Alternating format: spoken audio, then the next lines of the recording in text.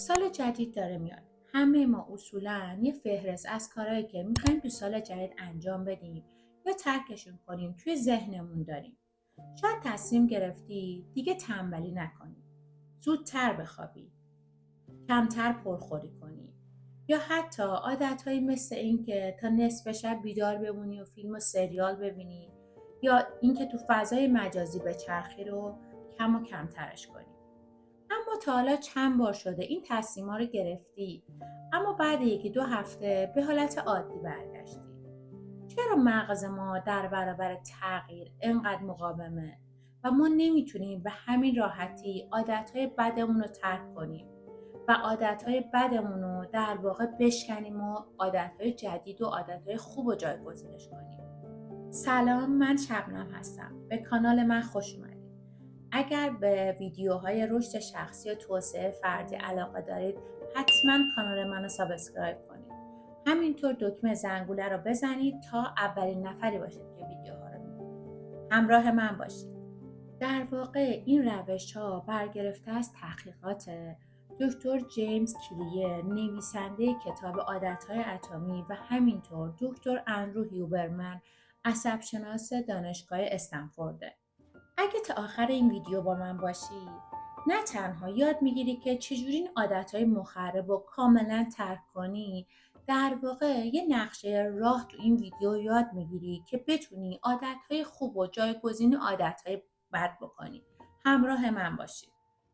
حالا قبل از اینکه ما بریم سراغ راه حلا، اول باید بفهمیم که چرا ما انقدر دنبال عادتهای بد میریم و چرا واقعا ترک کردن عادتهای بد انقدر میتونه برای ما سخت باشه. در واقع مغز ما همیشه عاشق الگوهای ثابت و راحته و وقتی ما یک کاری رو بارها بارها انجام میدیم، در واقع مغز ما اونو به صورت یک الگوی پیشورز درون خودش در نظر میگیره و این الگوهای پیش‌فرض رو ذخیره میکنه.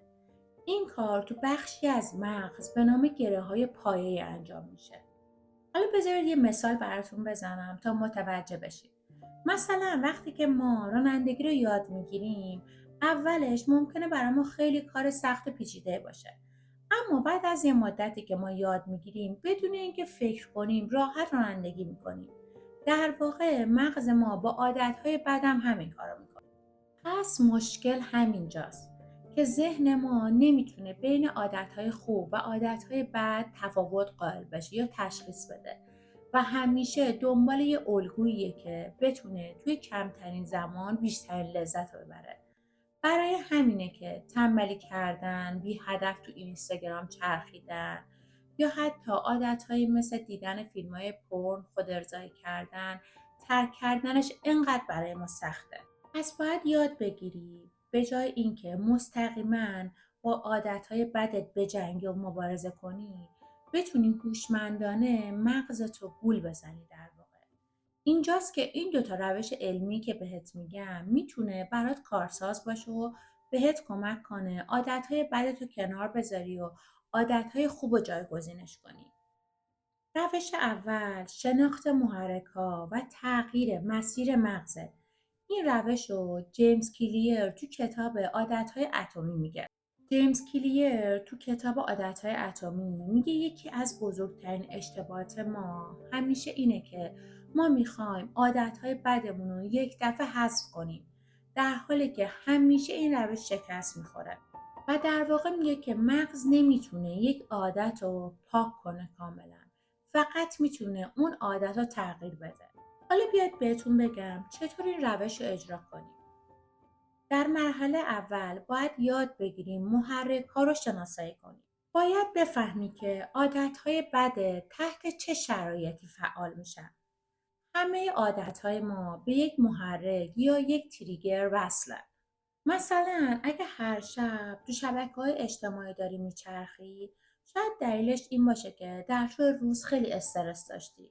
یا اگر زیاد هله هوله میخوری و باعث پرخوریت میشه، شاید دلیلش میتونه اضطراب پنهانی باشه که در وجود تو نهفته است و تو ازش خبر نداری. یا اینکه اگر مدام سرت تو گوشیه و توی اینستاگرامی شاید یکی از دلایلش میتونه احساس تنهایی باشه. حالا برای اینکه بفهمی این عادتهای بده تحت چه شرایطی فعال میشه، باید همونطور که جیمز کلیر تو کتاب عادتهای اتمی میگه یه دفترچه داشته باشی.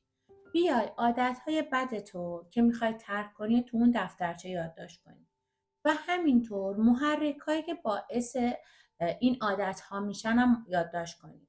این باعث میشه که یاد بگیری و بفهمی چه محرکایی باعث ایجاد چه عادت‌هایی در تو میشه و این بهت اجازه میده که بتونی در واقع این محرک‌ها رو کنترل و شناسایی کنی.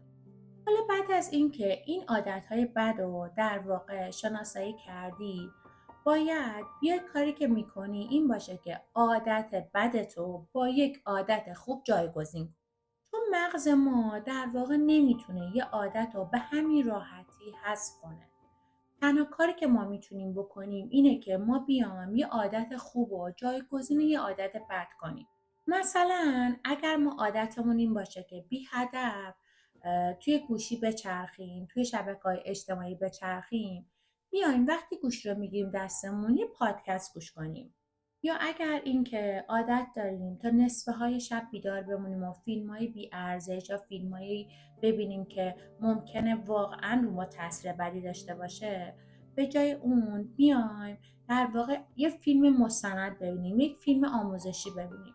ممکنه در ابتدا این کار سخت باشه، اما عادت‌ها یه چیزی نیستن که به همین راحتی از در درون ما از بین برن و نیاز به زمان داره، نیاز به صبر و حوصله داره. روش دومی که میتونه به ما کمک کنه تا حد زیادی عادتهای بدمون رو ترک کنیم و عادتهای خوب رو جایگزینش کنیم، روش دکتر اندرو هیوبرمنه که به قانون 2 دقیقه‌ای معروفه. در واقع مشکل خیلی از ما اینه که وقتی میخوایم یک کاری رو انجام بدیم خیلی بلند پروازانه و کمالگرایانه در واقع بهش فکر میکنیم. مثلا میگیم که من از فردا میخوام روزی 1 ساعت کتاب بخونم. مطمئنا شکست میخوره. یا اینکه میگیم من از فردا 6 صبح از خواب بلند میشم و 1 ساعت ورزش میکنم یا میرم میدوام یا پیاده روی میکنم. اینم مطمئنا شکست میخوره. در واقع هیوبرمن معتقده که ما نباید همچین کاری بکنیم و مغز ما از تغییرهای کوچیک استقبال میکنه. مثلا ما باید بگیم من فردا 2 دقیقه تصمیم دارم که کتاب بخونم. یا مثلا اگر تصمیم داری ورزش کنی باید به خودت بگی که من از فردا روزی 2 دقیقه حرکات کششی انجام میدم. وقتی ما میایم فقط یک کاری رو میخوایم یعنی به ذهنمون میگیم که فقط 2 دقیقه انجامش میدیم، ذهن مقاومتش رو از دست میده و همین باعث میشه که ما اون کار رو ادامه بدیم. پس اگر میخوایم توی سال جدید یه تغییر واقعی تو خودتون ایجاد کنید و عادتهای خوب و جایگزین عادتهای بد کنید، باید اینو یاد بگیرید که مغز ما به شدت در مقابل تغییر عادت از خودش مقاومت نشون میده. امیدوارم این 2 روشی که تو این ویدیو گفتم تا حد زیادی بتونه بهتون کمک کنه. و اما مثل همیشه یادتون باشه که هر تغییر کوچیکی توی زندگی میتونه آغاز یه تغییر بزرگ باشه.